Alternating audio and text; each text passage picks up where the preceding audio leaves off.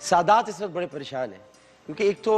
جو ان کی مدد کر رہے ہیں تو کچھ بہت لوگ زکوٰۃ سے کر رہے ہیں، خیرات سے کر رہے ہیں، اور جو کورونا کے معاملات ہیں اس کے علاوہ جو ویسے بھی رمضان میں تو ہمیشہ یہ سوال آتی ہے، لیکن جو کورونا کے جو ایشوز ہیں ان میں زکوٰۃ اور عطیات، وہ کہہ رہے جی حالات ایسے ہیں، ایمرجنسی ہے تو زکوٰۃ بھی دے سکتے ہیں سادات کو، کچھ لوگوں نے ایسا کہا ہے، فرمائیے گا۔ دیکھیں، جہاں تک زکوٰۃ کا مسئلہ ہے اس کے لیے بڑی واضح احادیث مبارکہ جو میری معلومات میں تقریباً 20 سے زیادہ روایات ہیں کہ اللہ کے نبی صلی اللہ تعالیٰ علیہ وسلم نے بنو ہاشم کے لیے زکوٰۃ لینے کو منع فرمایا۔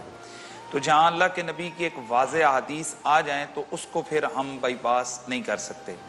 لیکن اس کے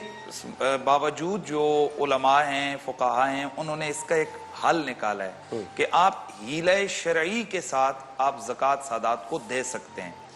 اور وہ حیلہ شرعی ہے کہ ایک ایسا شخص کہ جو صاحب نصاب نہ ہو، یعنی مستحق زکوٰۃ ہو، آپ اس کو دے کر اس کو پہلے سے آپ بریف کر دیں کہ یہ میں رقم تمہیں دے رہا ہوں، آپ وصول کر کے قبول کر کے تو آپ آگے سادات کی خدمت کر لیں گے، تو اس کا ثواب وہ جو لے کر ہیلا کرنے والا شخص ہے اس کو بھی ہوگا،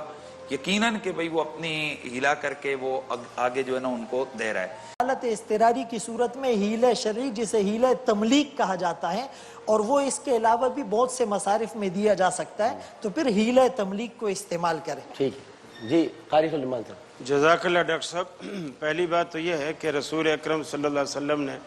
اسے اوساخ الناس قرار دیا کہ لوگوں کے ہاتھوں کی میل ہے،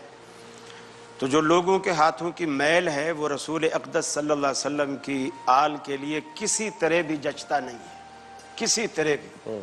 اور اللہ کے رسول صلی اللہ علیہ وسلم نے اسی وجہ سے اسے منع فرمایا۔ اور جیسا کہ خود ان کی اپنی سادات کی ایک ایسی کمیونٹی ہونی چاہیے اور ہوتی ہے کہ وہ خود یہ فکر کریں کہ ہمیں ان لوگوں کی، ان ضرورت مندوں کی ہم نے کس طرح مدد کرنی ہے، وہ زکوٰۃ کا پیسہ، صدقے کا پیسہ، خیرات کا پیسہ وہ جو عام ضرورت مندوں فقیروں کو دیتے ہیں وہ نہ نکالیں،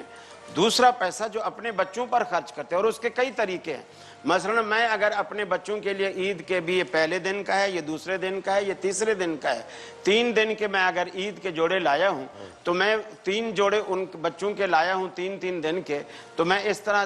2-4 جوڑے اوپر لے لوں، ان کے بچوں کو بھی دے دوں اسی طرح اسی پیسوں میں سے۔ اور رمضان ہے، میں گھر کے لیے کچھ انتظامات میں نے کیے ہیں تو میں کچھ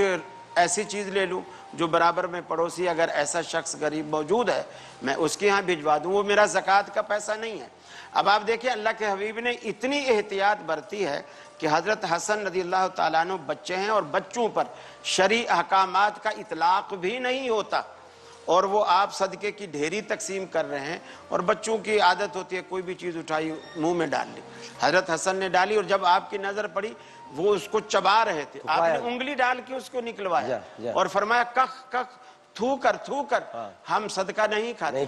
تو رسول اللہ صلی اللہ علیہ وسلم نے وہاں بھی احتیاط برتی، تو لہٰذا احتیاط برتنی چاہیے اور لوگوں کو یہ درس دینا چاہیے کہ زکوٰۃ سے ہٹ کر وہ اپنے اندر وہ جذبہ پیدا کرے کہ وہ ان کی ہیلپ کرے۔